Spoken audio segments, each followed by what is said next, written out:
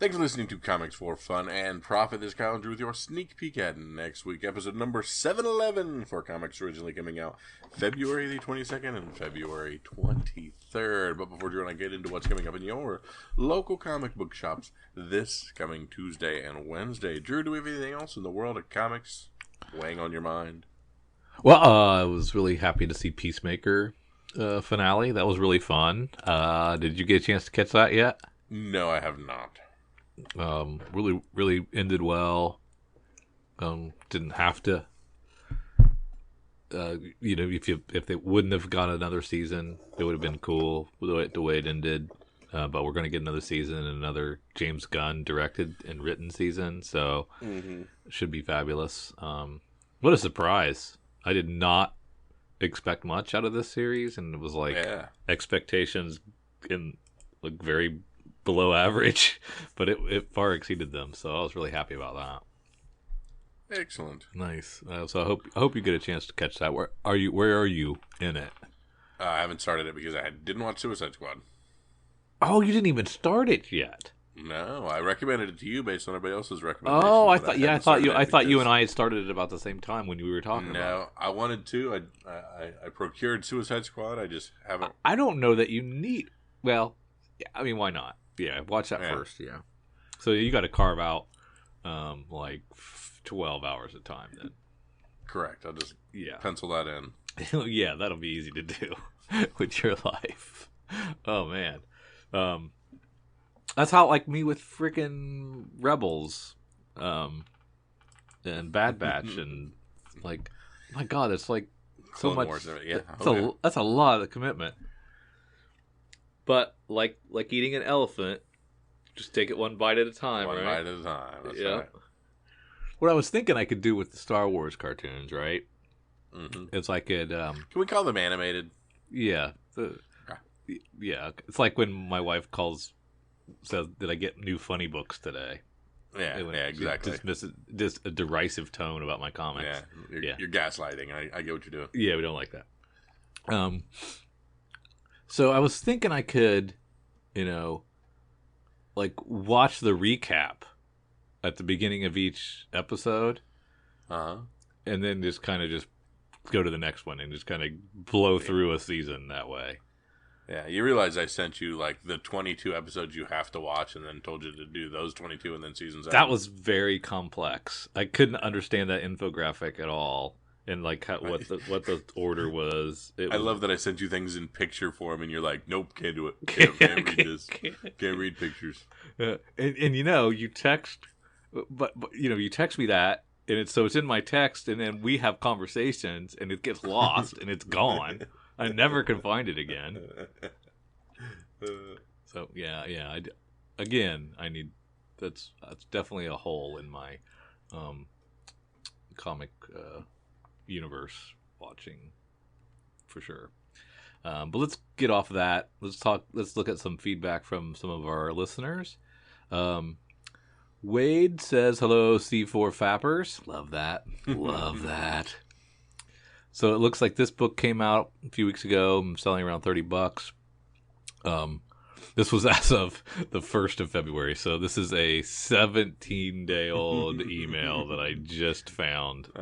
Drew, always current. Always staying up with it. So he's talking about the Black Panther 3. Oh, okay, yeah. So the book is insane. So it's well above $30 by now, I'm sure. Mm-hmm. If you only have one copy, would you think about a quick flip or a long-term hold? And a hold for the Marvel movie appearance. I'm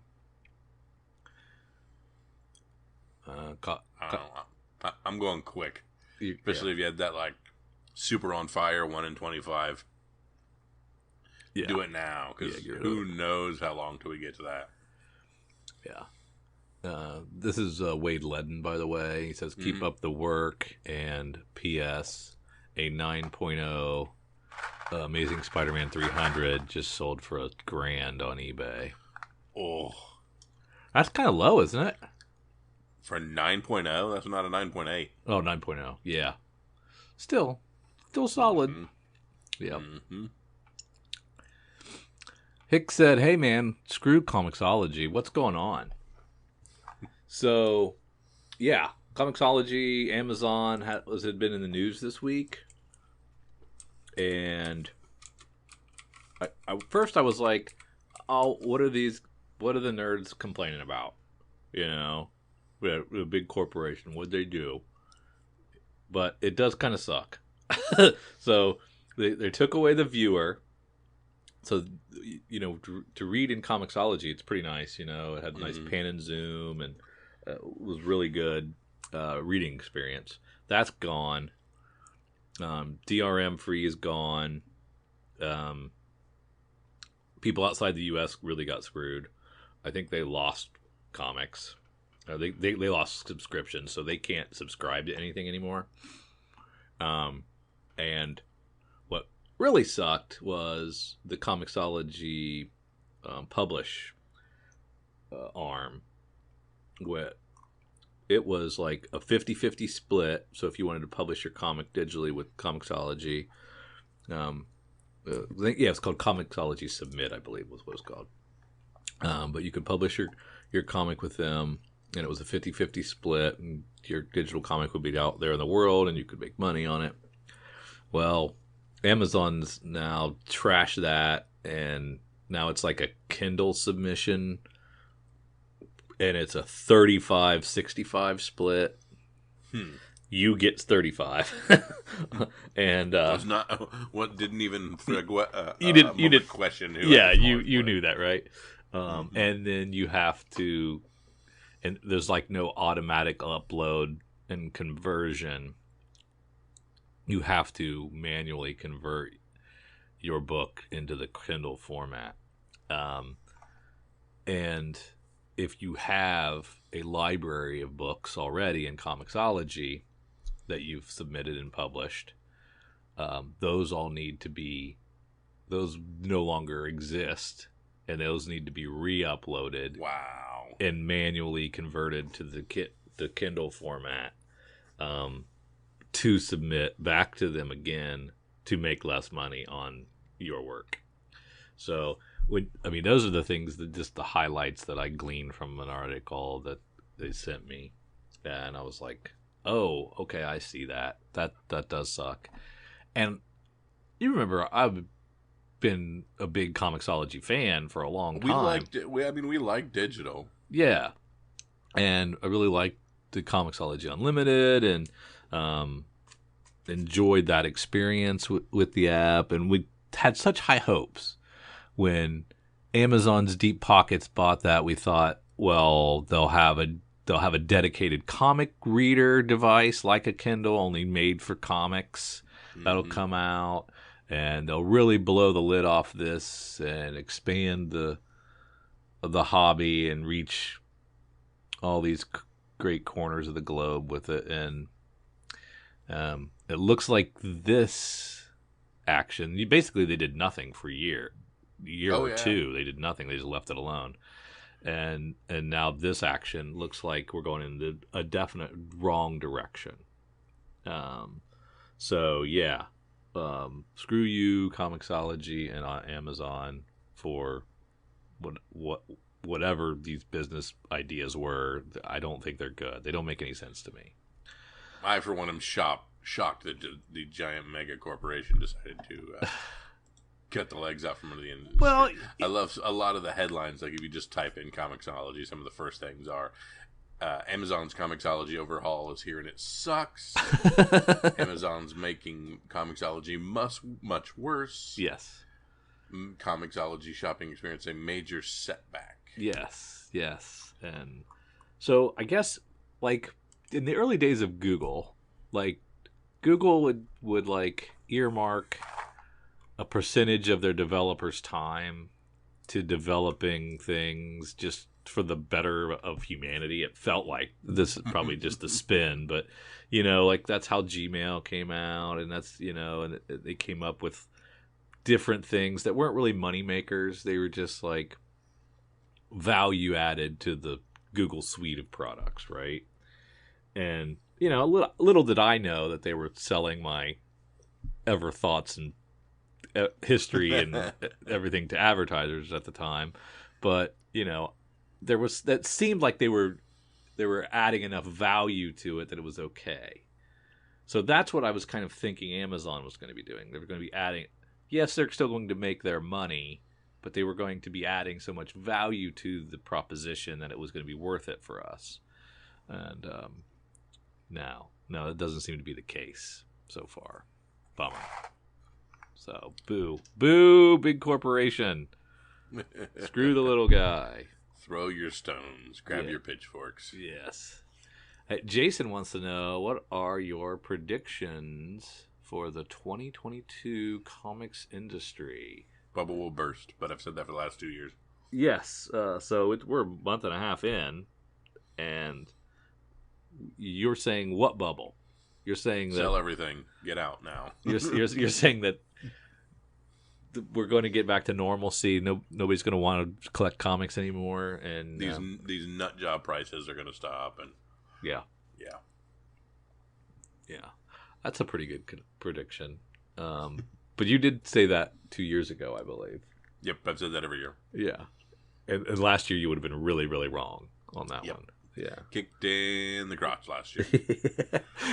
So I think we're probably a year away from that. I think we're still going to have another strong year in 2022 for pricing. So what's going to happen this year? Are we going to have like a box office bomb? A legitimate box office bomb that's so not like Morbius. Ooh, has Morbius happened already? No. Yeah, okay. Eternals was kind of a box office bomb. That's true. It's really hard to gauge bombs now because of the pandemic. Yeah. And keeping people away, even though Spider-Man is now like number 2 all time or something like that. Black Widow was probably considered a bomb.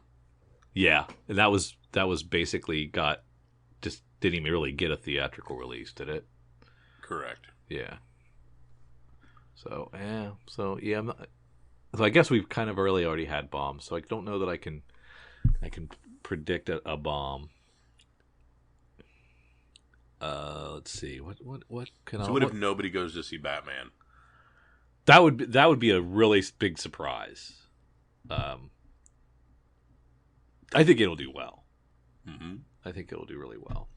And that's boring. What if nobody went and saw Batman? That'd be crazy. And what would that say? That only Marvel can make movies now? Yeah, exactly. Go back to your TV shows, DC. Yeah. Go back to your cartoons and your animated direct-to-DVD market. Yeah. I'd like to see... I don't know. I'm curious about the chaos that is the distributor wars that's happened over the last couple of years.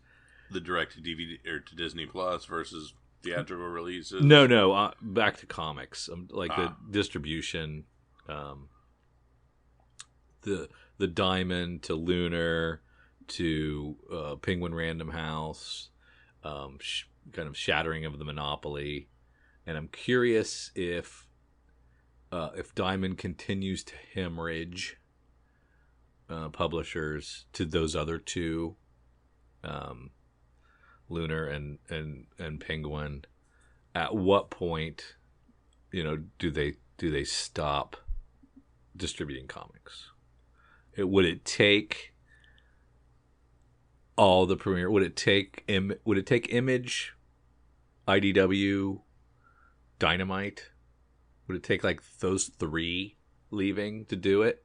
I think Image would have to be the one that I think if Image stayed, they would stay in business.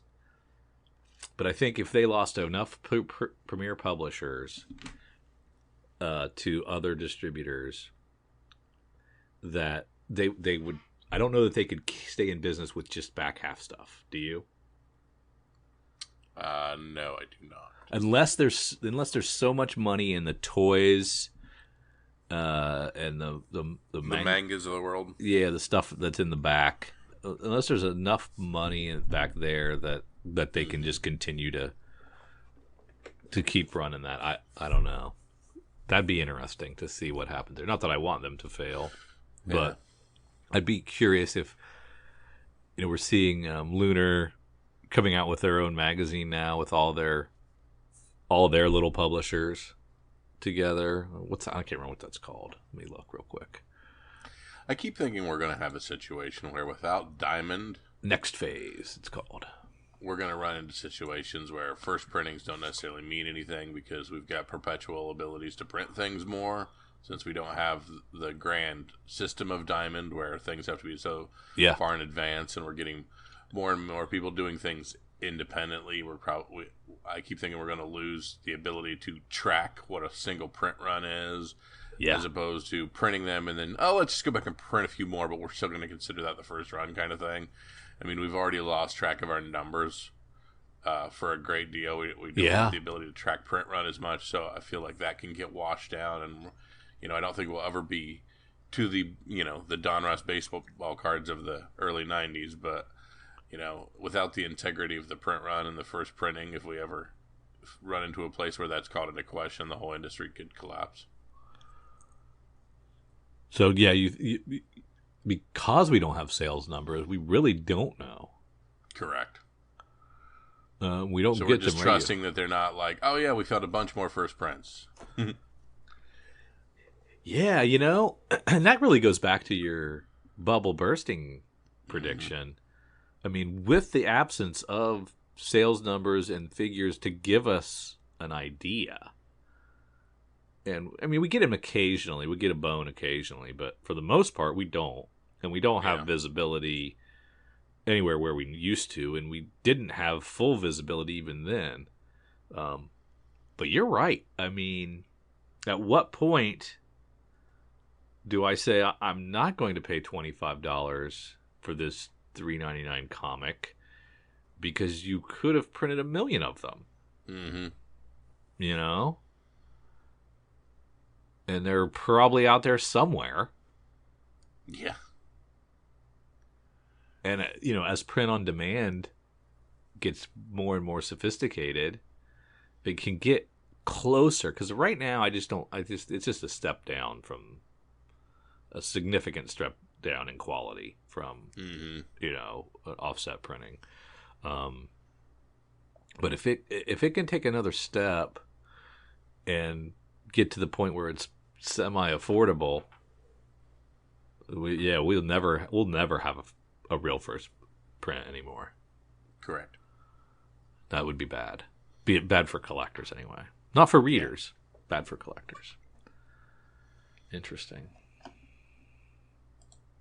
All right, Kyle. Well, let's look at some of those Image comics that might be coming up that we won't really know the sales numbers on. That's right. Of course, Drew and I like to comb through our previews book before we make our orders and just kind of see what piques our interest and what we're really talking about and thinking about. We share that venture with you, so we are opening up our previews digitally, of course, for Drew and myself. And we are starting with our good friends in Image. It is physical page 42, digital page 49 for us, and we are starting with the grand title of Blood-Stained Teeth. Yeah, this is Christian Ward and Patrick Reynolds. So of the things that it says he's in, I remember ODYC. Yeah. Invisible Kingdom, I don't remember reading. Machine Gun Wizards, I don't remember existing. And Patrick Reynolds did The Mask, which I don't remember. So, but it is 100 Bullets style crime saga, so that's got me interested.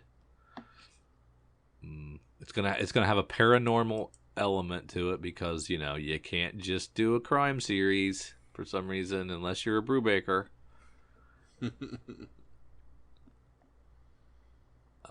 Sampling this?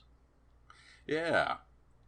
It lives in a world where blood isn't the only thing that vampires crave, and for the right price, they'll make you vampires too, because immortality is, of course, never cheap. Yeah. I think I could check this out. Plenty of covers to choose from. They all look kind of similar, but yeah, it's crazy. Okay, this is kind of like I'm almost eye rolling. So we have an, in my mind, almost unknown creative team. Yes. that is giving an opportunity for a 1 in 100 book. Yeah, it seems a little. Yeah, think a little bit, a lot of yourself there. A little conceited. But you know what? You know who likes 1 in 100s and 150s? Retailers. There you go. Like them a lot. Yeah. And a handful of collectors like them. Some good covers, though. Some good covers. And the interior art looks pretty good. Little Technicolor color palette. Mm-hmm. That's not bad. Very interesting. Now, Kyle, we're going to go to Lego Ninjago Garmadon #1. What am I missing here? What's this about? All new Lego Ninjago. So Ninjago is their kind of ninja universe. So I assume it's probably a little bit more in depth on that, but it's kind of their version. Is it a game or a movie or just a toy? Yes, and yes. Okay. All new Lego Ninjago comic book series starts here. Perfect for fans new and old alike. An official new chapter of the Lego Ninjago universe begins here. Far away from Ninjago City, a village is terrorized by a mysterious new threat. When they're saved by a stranger with incredible powers known as Garmando, the Lord of Destruction. Has Garmando turned over a new leaf since his disappearance, or is this just the first step to his master plan of finally defeating Master Wu and the Ninja forever? Yeah. The first collaboration between the Lego Group and Skybound Comics kicks off. Yeah. From now, Tree Beyond. I did say I'm all in on Skybound. I read everything. Okay. I read everything they do. Until Lego Ninjago. I don't see any reason for that. That's not that doesn't line up with me at all. So I probably won't get that one. So that's okay. They don't all have to be for me. Do you have any interest? Would your kids care about this? I will ask, but while we dabble into some Legos and some games, Ninjago is not at the top of those lists. Gotcha. Yeah. So let's go to A Town Called Terror, #1. Steve Niles, Simon Kudransky, series premiere. And this is kind of a cross between Ozark and Midnight Mass. I don't even know that I know what Midnight Mass is. Yeah, I don't know either. I don't know. Was that a horror movie that I've never seen, maybe? Henry West is brutally kidnapped in the middle of the night while his wife, Julie, watches, terrified. Henry awakens to the reality of his whereabouts, but Julie, with no evidence of the phantom crime, is unable to get help to search for him. I'll check it out. I'll read the first one. It looks like it's very much, if you look at like page 51 there where we get some of the internal art, it looks like it's literally storyboards from a movie scene. Because as he starts it, they show the playback of the music that's playing in the background. And literally give the writer and the artist pops in it. So it looks more like a treatment for a movie than it does a comic book. Yeah, let's get a little bit of that, don't we?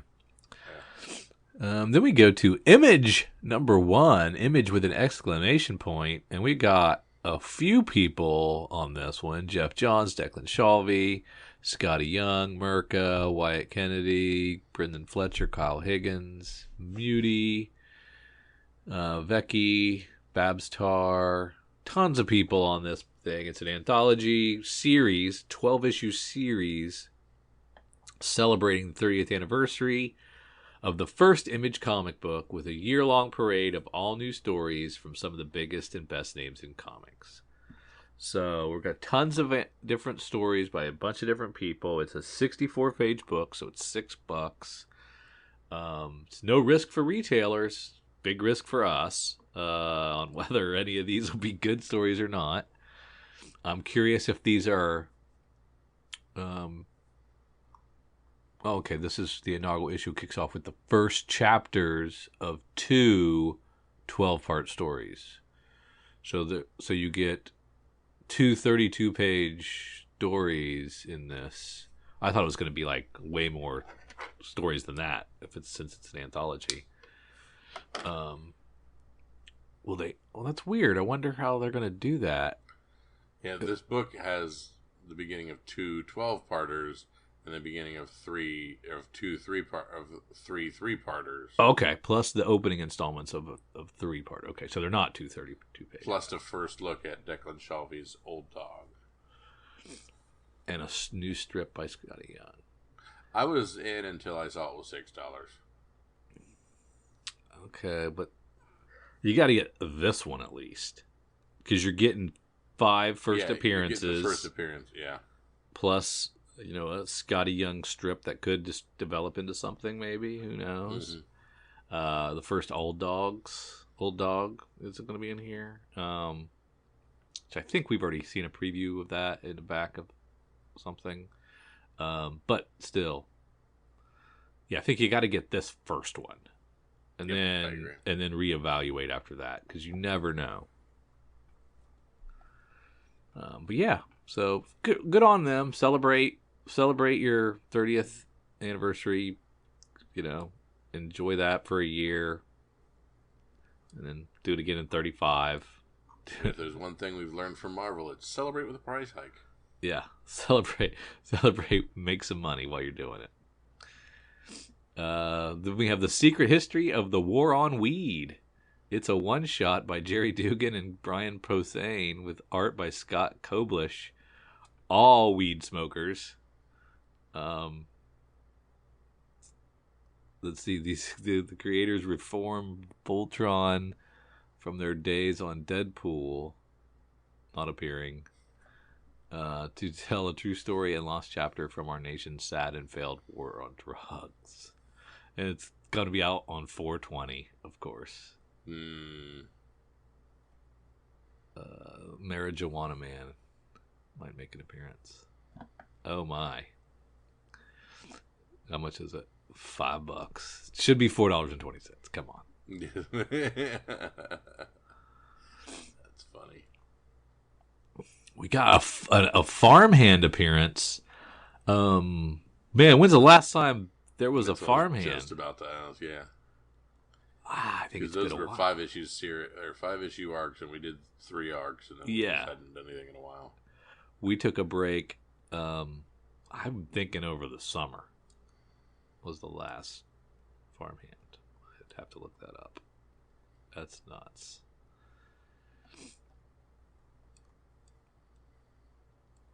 But I'll read it. See if I remember what the hell's going on. See if you catch back up. See if there's a review page. You got some great Image First reissues here. You can get the first Astro City, the original Aerosmith, it looks like. I recommend Middle West and Little Bird. Radiant Black, Department of Truth, Firepower, Noctera, Scumbag. Oh man, there's all kinds of good stuff. They're also giving new printings of Paper Girls, Walking Dead number 1, Spawn number 1, Wick Div. So many. They keep these in print, which is nice for readers, bad for collectors. Because the ones that they didn't keep in print for a while, you could make some money on. This is true, but not anymore. We're looking at some hardcovers now and some trades. Anything you missed in singles that you might want to catch in trade, Kyle? Not really. No. The Spawn Record Breaker trade paperback's kind of cool. It's doing the 298, 299, 300, 301. So it's doing, essentially, it's resurgence issues and then talking a lot about all the cool stuff they did there. Ah, cool. There's been a few things that I've wanted to do as trade.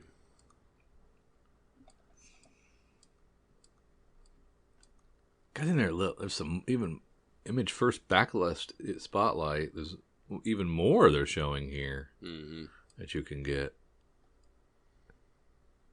I would like to have that first Sunstone. I think I missed that. Snot Girl, that's cool. Yeah, that's fun stuff. They don't, with our discount, what, 50 cents? Mm-hmm. Pretty good deal. Giveaway, be good for trick-or-treaters. Yeah, it's true. Probably got to be careful which ones you put in their bag. Probably not that Sunstone. Maybe not that Saga either. Yeah. Might be tough. And then just our ongoing stuff, our Ghost Cage, our Firepower, Deadly Class,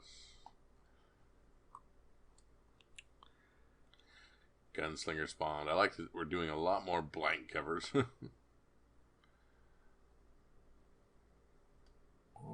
are we doing with Hellcop's cover there? Demon. It's like a Cosmopolitan. Gotcha. Issue, and then they're virgining the Cosmopolitan issue. I think it's pretty rad. I love Ice Cream Man cover A with the infinite loop, and the cover B is Nightmare Fuel as well. They just do some good stuff. I thought that when we're getting close to this ending, aren't we? Ice Cream Man, or I haven't heard if he was running up then. If he was running out, but it's quite possible. A lot of guys have 30-issue arc in them, and they don't want to keep doing the same thing much past that, so we'll see. I hope he doesn't. It's really been a solid book. Drew, I'm going to read you the blurb for Loaded Bible, Blood of My Blood, number 2 by Tim Seeley. Jesus has been bitten by Dracula, sleeper vampire. Just so. There you go. There you go. Great. That's what in the Manifest Destiny is that cover? That's a character we had. I remember the character, but we're revisiting with a terrible cover. Yeah, Matthew Roberts. I don't like it. Well, this is a resolicit, so. Oh, interesting.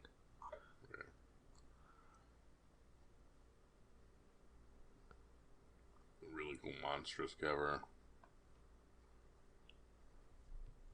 Is that because we missed our ship date and it got canceled, or sales were lackluster and they decided to hold until they could get some more sales, or what do you think the reasoning behind that is? I don't think it's sales based. I think there was some sort of scheduling conflict. Yeah, delay of some sort. Really like that Radiant Black cover, eh?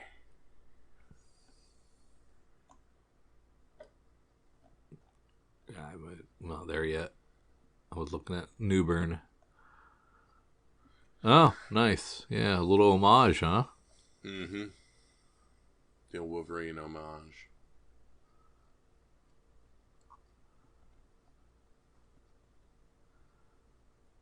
It's really nice to see Saga back on this list. Yes. They're simple solicits.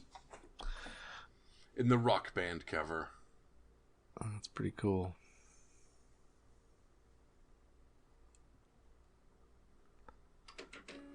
I like that, like, all of the Spawn stuff has a blank cover B. I wonder why. This week. Just this week, they're all doing that. It's pretty cool. But I wonder what the reasoning is. Didn't want to... Con season? Pay Beyond Barons. Yeah. Another one. Yeah. Haven't done them for a while, maybe.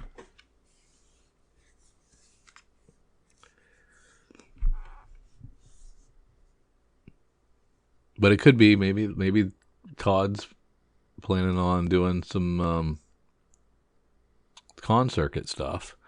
Mm-hmm. Wants to have some out there.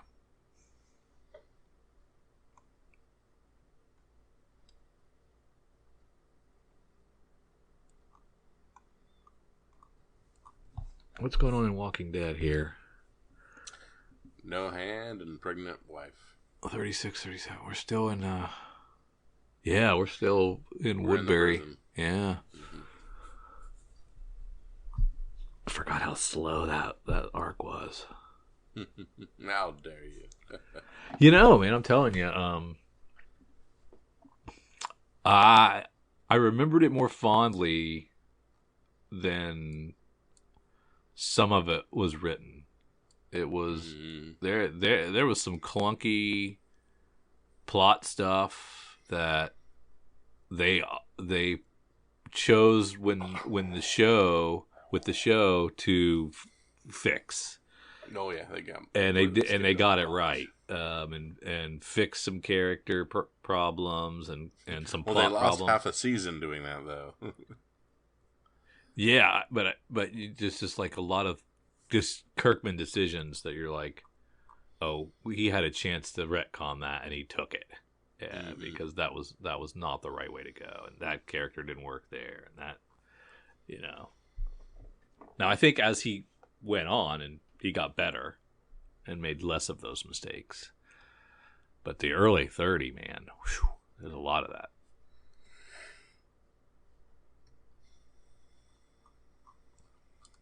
And that's pretty much the end of it. That a couple is more Matthew Rosenberg titles. Yep, that's it. So some neat stuff in previews, but nothing, or in image, but nothing too crazy. No, it used to be like we get double-digit number ones each and every month, and that's slowed down a bit. So let's shoot over to cover price and see what the top 20 has to say.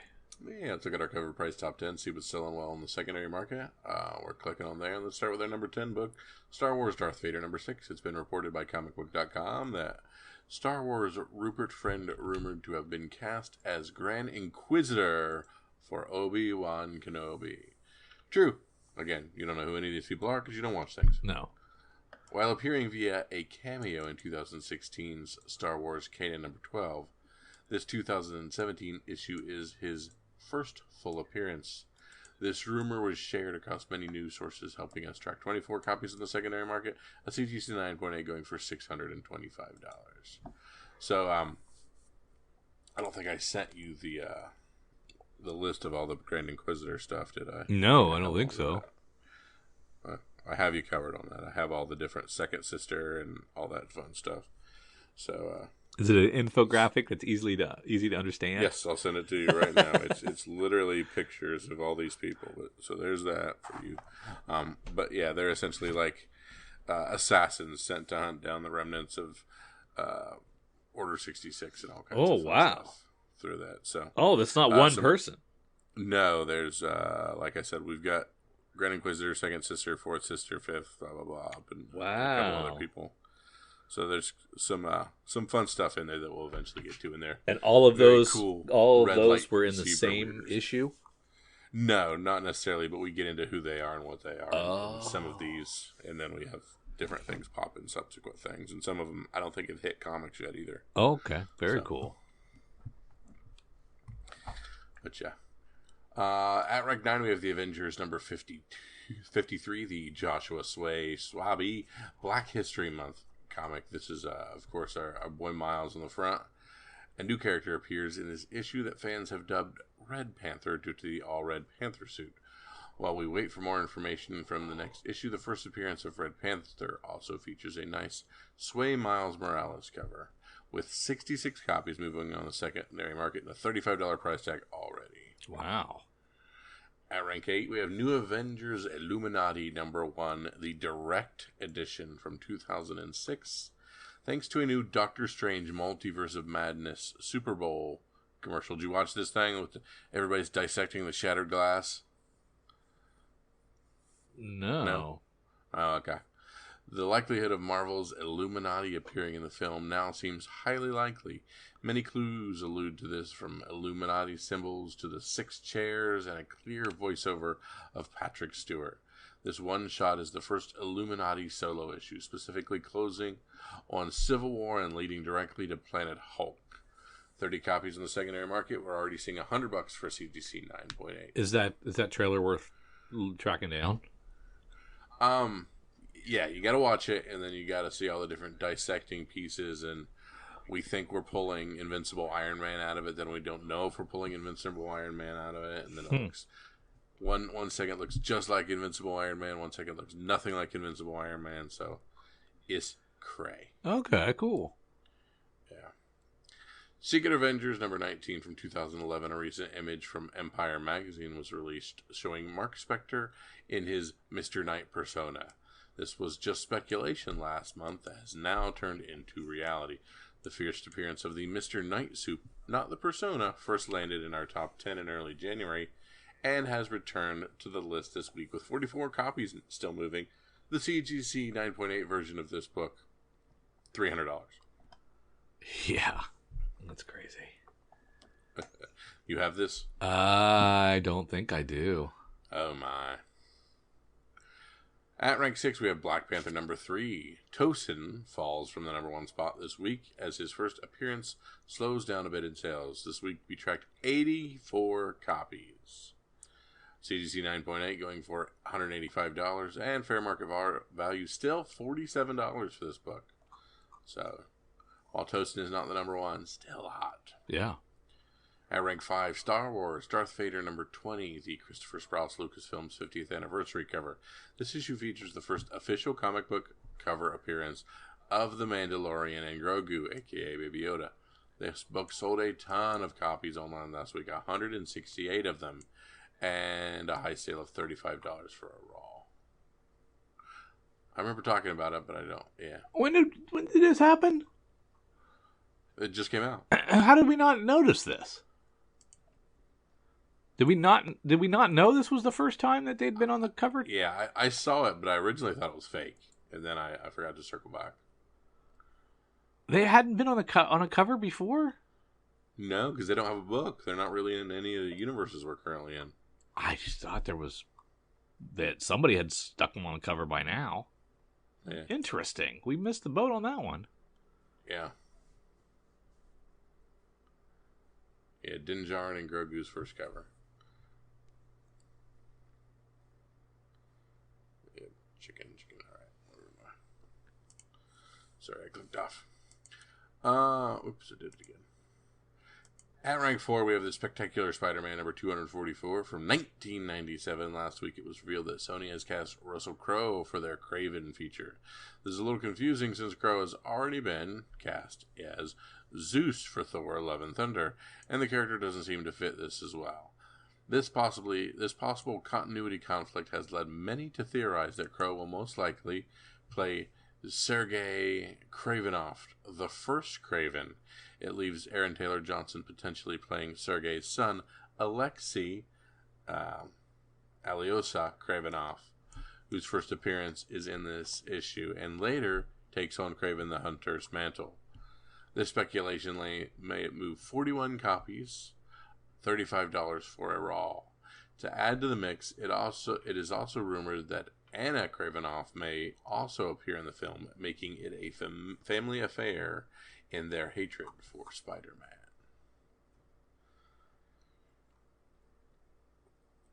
So lots of Kraven news. A lot of Kraven, yeah. I should say Kraven speculation. At rank 3, Amazing Spider-Man 88. In today's comic collecting world, any Marvel first appearance is instantly hot. And this particular issue features the first appearance of the Goblin Queen. $21 for Raw. Drew and I have already stated that we're staying away from Goblin variants because we've already been burnt too many times. At rank 2, we have New Avengers number 7 from 2005. As noted, the Illuminati's live action appearance seems to be highly likely in Doctor Strange: The Multiverse of Madness, and their first appearance, featuring Reed Richards, Namor, Stephen Strange, Charles Xavier, Black Bolt, and Tony Stark, is in this issue and was instantly on fire during post-Super Bowl. 93 copies sold in one day. Wow. High sale of $500 for CGC 9.8. And Raw copies hitting over $100. And we don't see this one slowing down, I said. Yeah. At rank number 1, the Avengers number 53. While the Illuminati was a last-minute contender sneaking into the list with just a few hours left before the list is created, this standard cover of the first Red Panther was the hottest book of the week with 121 copies moving and $25 for Raw. Great. Hopefully in the next couple issues we'll figure out the longevity of this character. Not very well. You're saying nope. No, I don't believe in that one either. At rank 11, we have Amazing Spider-Man 565 from 2008. This is the first appearance of Anna Kravinoff, who may become Kraven the Hunter as well. That makes a lot of sense, flip the gender on Kraven. I can see them doing that. Star Wars Darth Maul number 2 from 2017 comes in at rank 12. This is Gad Bane. And they're now questioning his death in the series finale. Ooh, interesting. We tracked 57 copies of this first appearance, selling with a high sale of $900 for a CGC 98. Jeez. At rank 13, we have X-Men Avengers number 1 from 1992. This is X-Men 97 animated feature for Disney Plus, and this is the first comic book version of X-Men 97. So people picked up 28 copies, including a CGC 98 for $300. At rank 14, we had Hulk number 3, the Ryan Otley cover, the first appearance of the Black Hulk. Black Hawk Down. Black Hawk Down, with 44 copies selling and a high sale of $18 for a Raw. At rank 15, we have Star Wars Kanan, The Last Padawan, number 12 from 2015. This is a cameo appearance of the Grand Inquisitor. That's making this one trend. Who knew me having 2 full runs of Kanan would pay off so much? Only you saw that hold potential. I jumped off early. Kudos, hat tip. Rank 16, we have Land of the Living Gods number 1, an Aftershock comic book that is 1 in 15. It's a post-apocalyptic title. Variant's very tough to find in store. 17 copies of this one sold with a high of $76 for a raw copy. Rank 17, we had Star Wars Darth Vader number 1 from back in 2015. The first official first appearance of Black Chrysanthemum is hanging on. 45 additional copies sold with a high sale of $465 for a CGC 98. Star Wars Darth Maul number 3 from 2017 is the first cover appearance of Cad Bane. And this sold 36 additional copies and a high sale of $300 for a CGC 98. Harbinger number 1, Valiant's book from 1992. Paramount Pictures has hired director Wed Ball for their Harbinger film. This helped a few collectors feel a little more confident in picking up a copy, with 13 copies selling and a high sale of $250 for a CGC 96. And rounding out the top 20, we have Amazing Spider-Man 210, The Newsstand from 1980. And this is the Madam Web appearance with Dakota Johnson playing her. This sold 26 copies and had a high sale of $729 for a CGC 9.6. I just checked my comic book realm, and I only have myself logged as having Darth Maul issues 1 and 2. Ha ha ha! No, no, you jumped off one too soon. That's crazy. Yeah, Eric just sent us the FOC list, so we do have that. If you want to take a look at FOCs. I can either pull it up in that, or I have it already as the other 2 sites. You're ready to go at Lunar then? Yep. We can take a look at Lunar. Yep. Seeing if there's anything else. Not much, is there? It doesn't look to be any DC at all, unless I'm looking at something I'm wrong. going to say, now I'm going to have to check out the email, because I don't see anything. Yeah, I don't see any DC. Do you? I don't see anything yet. Wow. No DC. Okay. So what do we have then? Let's look at Image. We can get that Astro City Metro book, which is collecting the first 2 trades, I believe, for $30. Long out of print. Nice to see that back. We have Clay People Colossus, a one-shot. Didn't see that one coming. Mm-mm. Yeah, there are no DC books. That's crazy. I'm just double checking.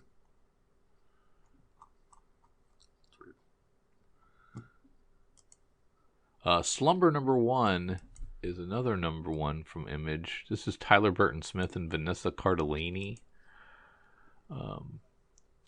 It's a nightmare about a nightmare hunter, a dream detective. She runs a shoddy back alley business where she helps clients sleep at night by entering their dreams and killing their nightmares. Didn't we have wasn't there an Image book back in the day that was like something like that? Yes, I remember that. I can't remember I think it was Dream something. Yeah, so we have the, again, opposite of Freddy Krueger type of thing. Yeah. She tracks down literal living nightmares. A serial killer that murders people in their sleep. Could be fun. That's definitely something I would check out. Got me written all over it.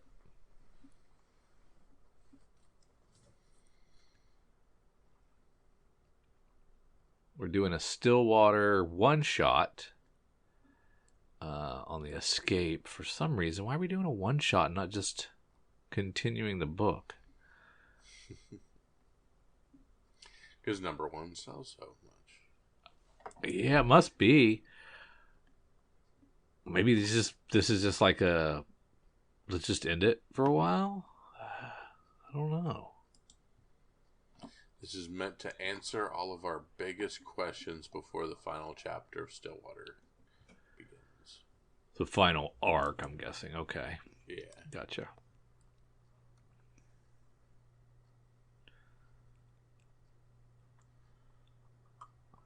That's all I got in Image. Yep, me too. Not much in Dark Horse, really. Assassin's Creed book, Cloaked. The final Cloaked. IDW is going to give us not much either. Transformers, Usagi. How about Marvel? Come on, Marvel. Some cool Amazing Spider-Man. A very neat cover, if that black and white one is the final. I like it. Oh, why is it $6? Just cause? Is this the big finale of Beyond? Well, that's why it's $6? Yep. Is it double? Is it extra pages? Well, I'm sure there are a few extras in there. You don't think Marvel would just put $6 on something without giving you something extra? Oh, they definitely would. They definitely would.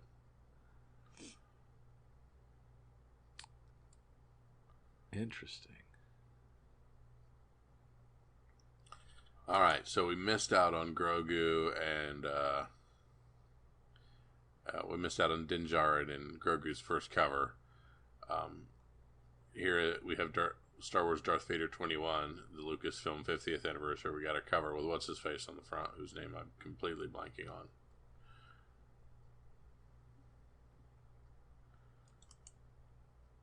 on. Oh yeah, the dude played by Giancarlo Esposito.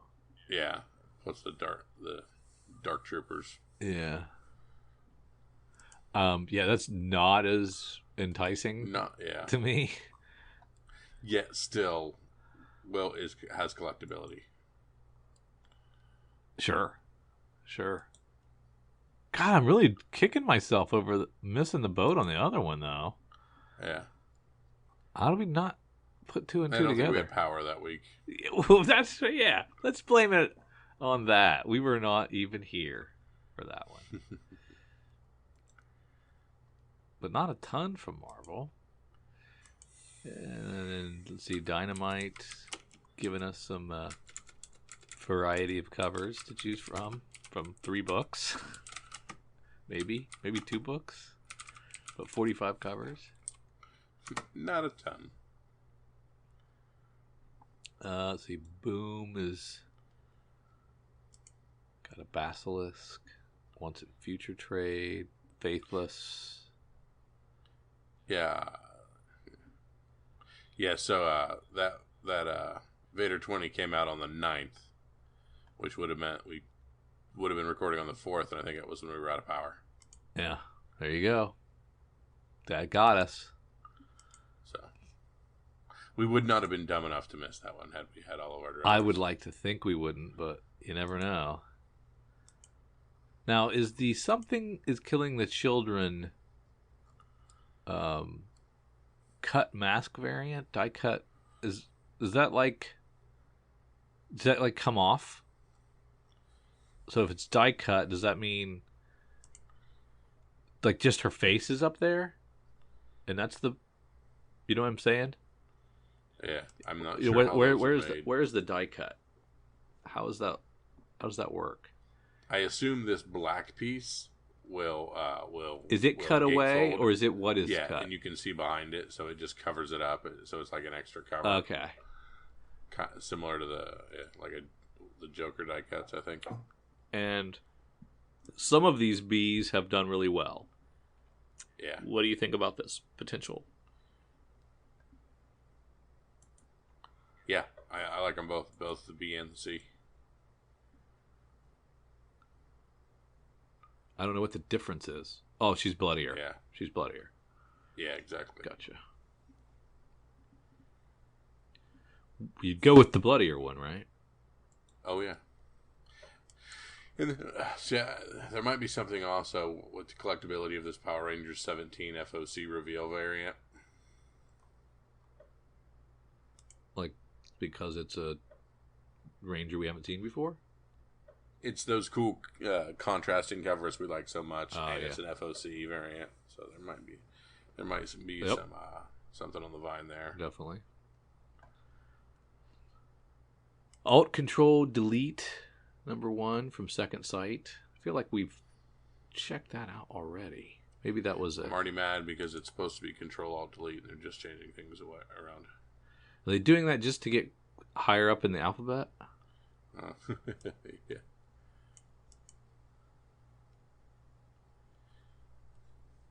Second Sight Publishers.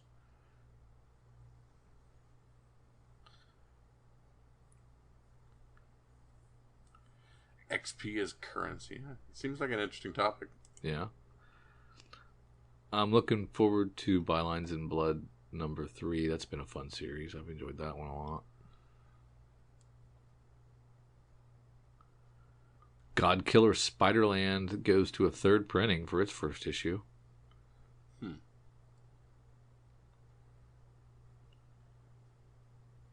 Another really wicked cover from Ablaze for Life Zero. Its 2nd issue is pretty nifty. That is a cool cover. The old hole in the head.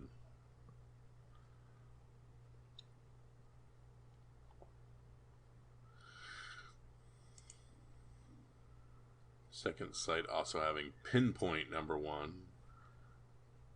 Yeah, and Menagerie. They're really producing some stuff. They've been in the last few of our FOCs. Shadow Man #7 with a very cool cover B. Yeah. The Shining homage. Not as good as that Catwoman homage that Cowabunga did, though. Correct. I was just thinking that same thing. And that was... That's already out. That was 6. That was for 6, wasn't it? Yeah. Yeah. Star Girl #1 from Behemoth, or as Andy calls it, Behemoth. Sturgirl. STRGRL. Not to be confused in a world where vowels don't exist. Not to be confused with wasn't there a Stargirl over on DC's got is it DC? Yep. An enemy force continues to threaten the integrity of the galaxy as a whole. A group known as the Moon Gang, formed by 4 General Star Girls from the moons of Jupiter, intercepts the enemy. Sorry. I don't think so.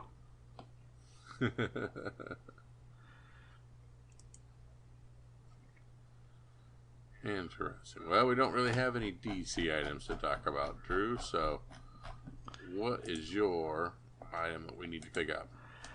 I think I'm going to go with Slumber from Image Comics, the number 1, about the Nightmare Hunter, the Dream Detective.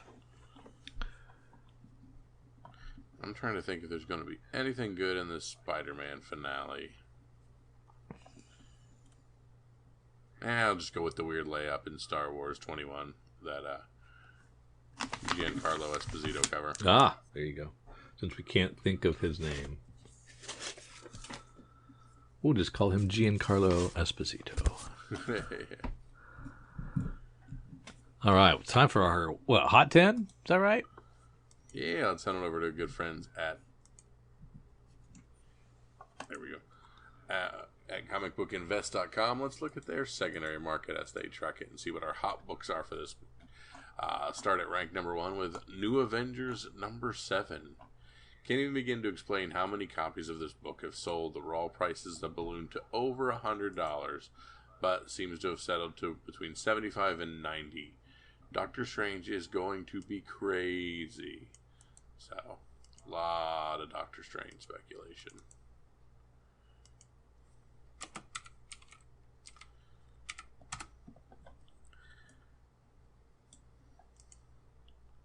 You okay?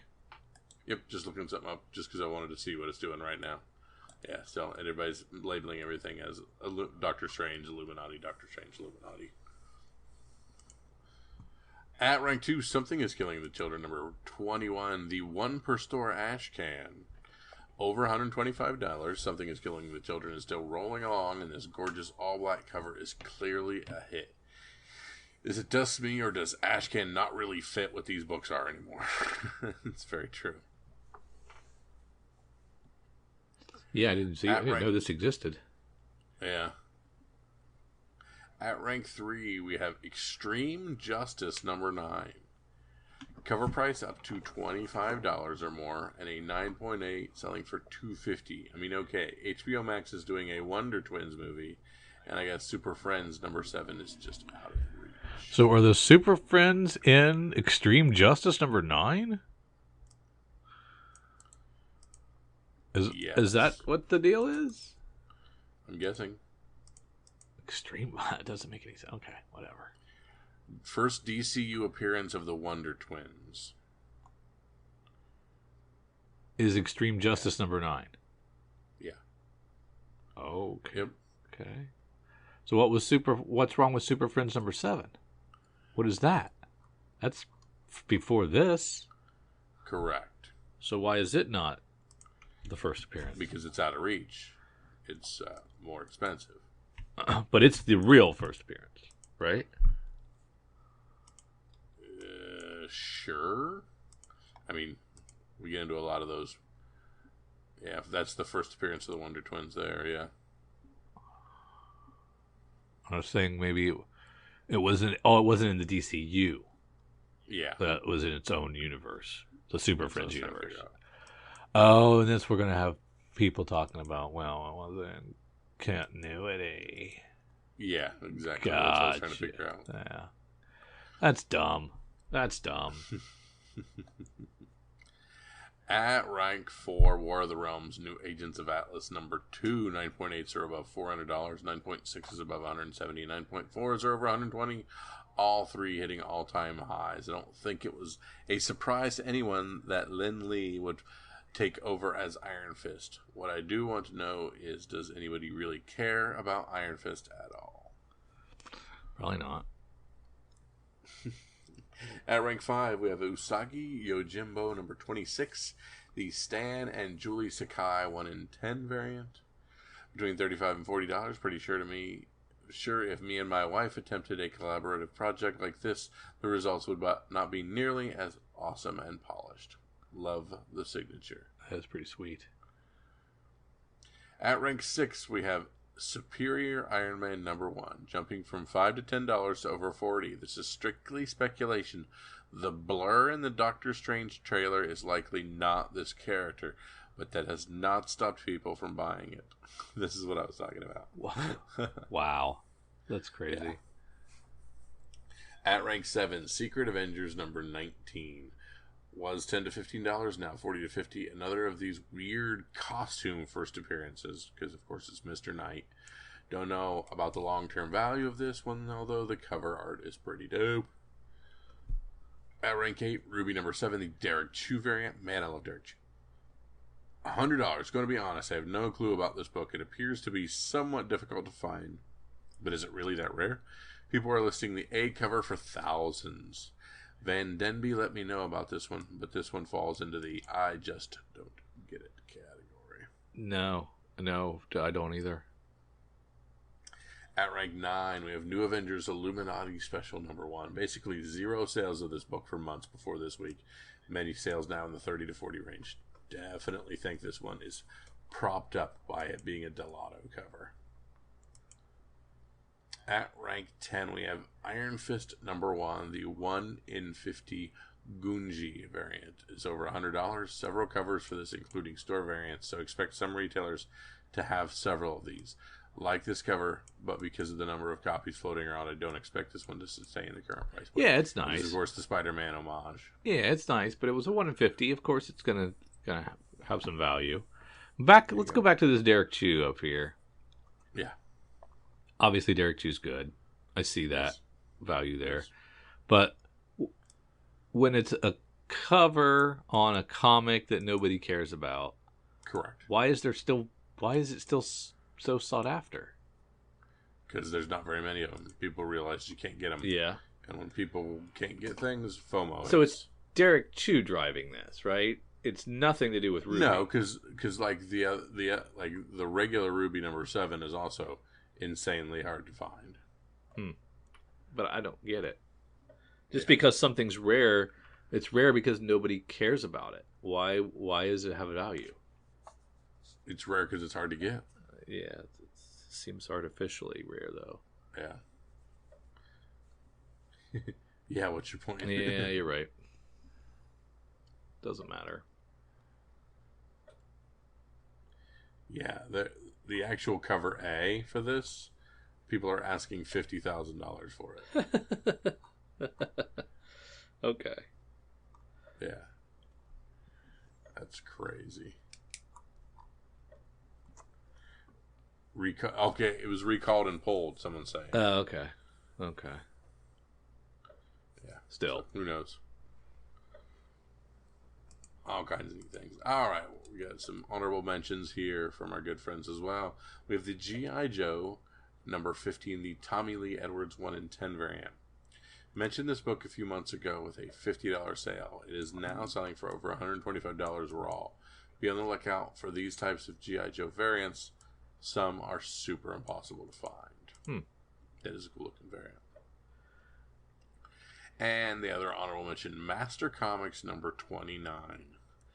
A 4.0 sold for $6,300 and an 8.0 for $5,300 just last year. This is seriously an odd cover. Belts and Terror Twins, and he will in full buckle. So it's a very, very odd cover. Yeah, but you got Hitler on there, so Exactly. somebody wants it. All right. So when are these comics coming out? What are we looking for here for?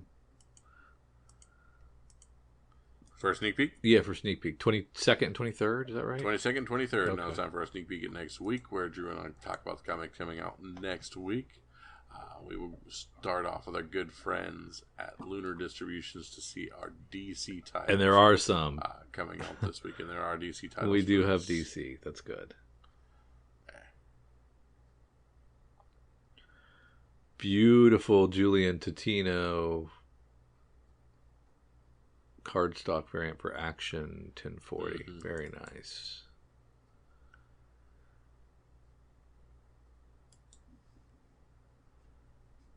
Is that Aquaman? Is that both of our Aquaman together? Yep, looks like it. All right. Some good covers for Catwoman 40, Jenny Frison with cover B, and even the Jeff DeCal cover A is very good. Very nice, yes. DC Vampires 5, I'm looking forward to that. That'll be a good read. Martina with a great cover on that one. Scary. Yeah. This Detective Shadow of the Bat. Kyle's been really good. Oh, yeah? And the House of Gotham backup feature is really good. So it's really a good 1-2 punch. Be fun for people that when it's collected, I think. Just be able to blow through it. There you go. But I've liked it so far. You know how I am. I don't heap praise on these long, extended things. So this is true. So I think what are we 4 issues in, and I'm liking it. So that's good. That is a good sign. That's for sure. Yeah. Oh, Lee Bermejo. I think I'm the only person that love him, but he's great. He's just great. Look at that. Of course, Robin's shoes don't look like they're the right size. It looks like he has just 2 different sizes, so that does look a little off. But never mind. But I take it all back. Lee Bermejo's a hack. Washed up. How dare he? Yeah, I think he got a size 12 and a size 8.5 on. That's funny. Human Targets on issue 5 and first 4 have been great. What a great comic this has turned into. Didn't expect much out of it either, and it's really good. Didn't see that coming. No, definitely surprised me. What about that Derek Chew for that Harley Quinn, Kyle? I like it. The sideways cover. Yeah, good stuff. Pretty nice. I'm starting to like them more and more. Yeah, they're really solid. Refrigerator full of heads with some dope covers. And a very, very interesting Manipul Robin's 11 cover. Or Robin 11 cover. The cover B. Yeah, is that an Agul? I assume that's Talia.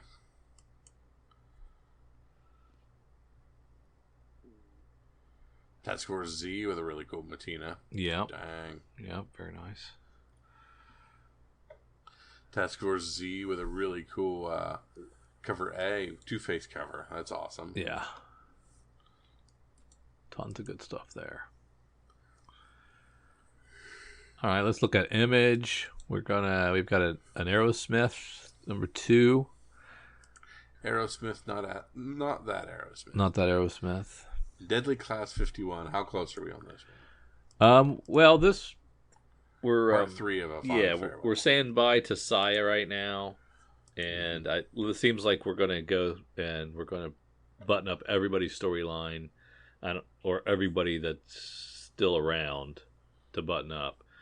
So I'm not really sure if we're gonna go to 60. Maybe we're gonna go to 60. That'll finish it up. But we're buttoning everybody up and saying goodbye, and we're doing a lot of jumping through the years, and we're getting almost like to current day, which was always kind of rooted in the 90s. So that's really been interesting to see him fast forward to older. The kids are older, characters are older now, and so that's been interesting to see. So definitely something to read if you're a fan at all. I'd read it in single issue. I wouldn't wait. There you go. Saga 56. This one's going to be an emotional issue, they say. Aren't they all? Yeah, exactly. Oh my goodness! Look at that, towing the line at $2.99. Still, he's nuts. Makes me happy. I just don't understand it. I don't know why. I mean, no one else. Just him and Todd. Yeah. And Todd only does it for the main spawn, right? All his other spawns are 3 and 4. Correct. Step by Bloody Step by your boy Cy Spurrier. I think I was more excited for this than you were. Yeah, I don't think I liked the Armored Giant, Helpless Child. Yeah, I don't think I like that. Then what did we see about Supermassive? Is that that's connected to the Radiant Black universe, right? Yeah, it's Kyle Higgins. Yeah, so Hottest new Radiant. So I didn't care much about that.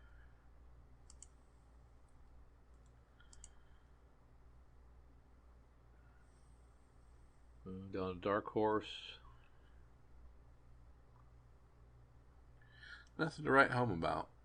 Some more Black Hammer. IDW. Last Ronin 5th printing. That's cool looking 5th printing.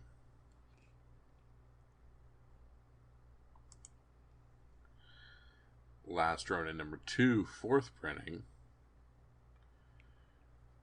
Did we say that is the last Star Wars High Republic adventures? We didn't say that. Yeah, for IDW, this is them There's their swan saying song. farewell. Yeah. Yep. Gotcha.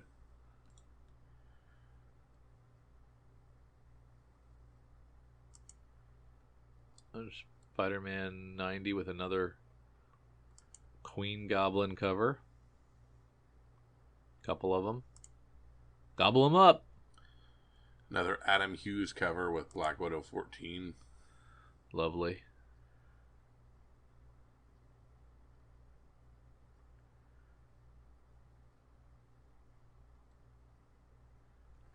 Second printing on Hulk 2. Second printing on Moon Knight 6. Check that out. What does it look like? Oh, wait. I ordered that. Yeah. Did you? Good. Yeah.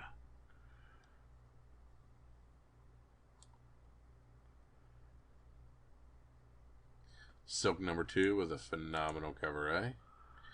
Inhyuk Lee. What's the little diner scene? Is not too bad, though. I like that. The Audrey Mock cover B. Not too shabby. I liked it. I mean, I Continuing liked the to first deliver. issue. It was good. Mm-hmm. Good, not great.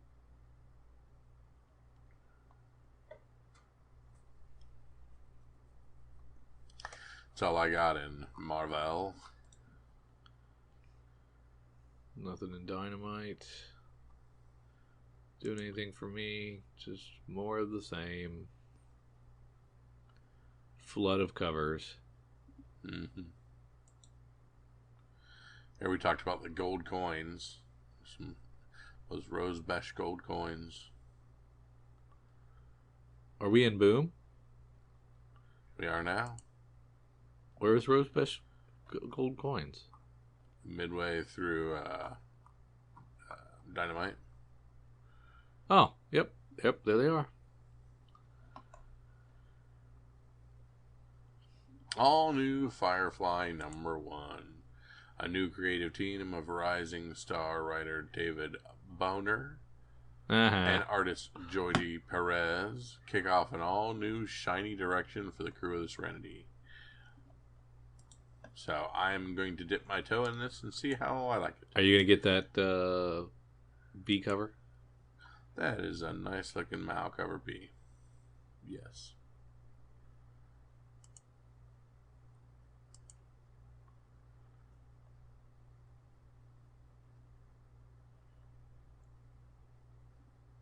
Source Point Press is giving us a Christmas Caroline annual. Sorry, there was one more thing. It was in okay. Boom. Go ahead. This Killer Affairs of State number 1 by Mats and Luke Jackamon. It was kind of neat looking. All right. The Eisner nominated series returns ahead of the upcoming David Fincher Netflix film. Then we have a Distorted number 1 from Salvatore Vivenzio and Gabriel Falzoni. I like this one. I remember this one during FOC. And it's about a kid that runs away, I think.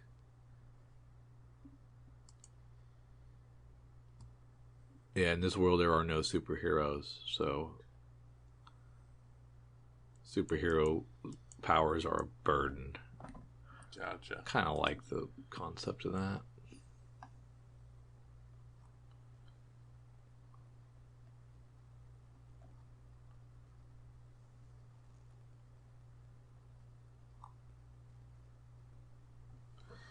Emo Girl #1 from Blacktooth Comics. It's interesting looking.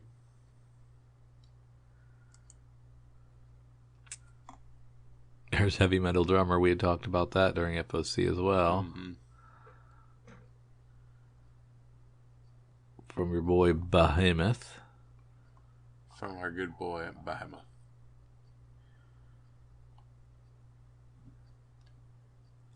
And also from Source Point is In His Own Image by Gabrielle Schiavone. Interesting. And this is some kind of android versus human deal. Struggle between man, machine, and God. Between the creator and the creature made in his own image. Ooh, ha, ha. Yeah, it could be. Could be good. Could be direct.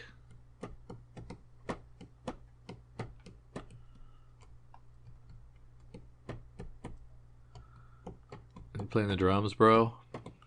Yep, just clicking as I go. There's a lot of stuff I don't care about. I'm definitely gonna read this second quad. I enjoyed the first one. Radio Apocalypse, I missed that. I missed out on that first issue. We talked about that during FOC. Yeah, I missed that somehow. Slipped through my radar. Scott also gives us Shepherd the Valentine, a 3-issue miniseries. This is on the Black Caravan imprint, which I dig. Looks like this is supernatural stuff. Gosh darn it.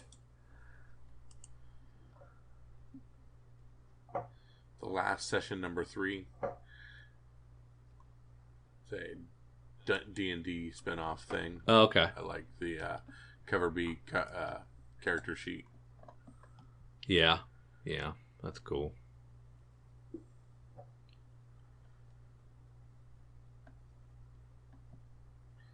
And that is all I have, sir.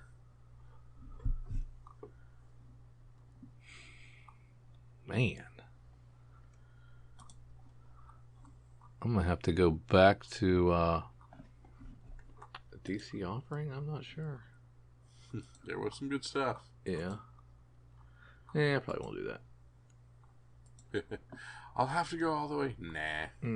I'm going to go with Distorted by Scout Comics.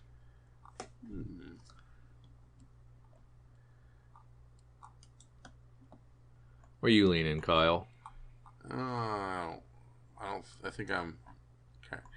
I'm gonna go with the Star Wars High Republic Adventures 13. Maybe they're gonna do something pretty dope on the very last one. Hoping they're gonna throw a curveball in there. And that's IDW. And this will be the last time I pick an IDW Star Wars book, so I might as well give them a last hurrah. That's true. All right. I want to thank you for tagging along with Drew and myself through our sneak peek at next week. You can find us online at Patreon for Comics for Fun and Profit. Find us there, be part of our Slack channel, our discussions, our conversations when we find this stuff out for the first time, help drive those conversations. Get some of our interview shows early and stuff like that, some of our exclusive stuff there as well. We appreciate you guys and thank you so much. For Drew and for myself, see ya.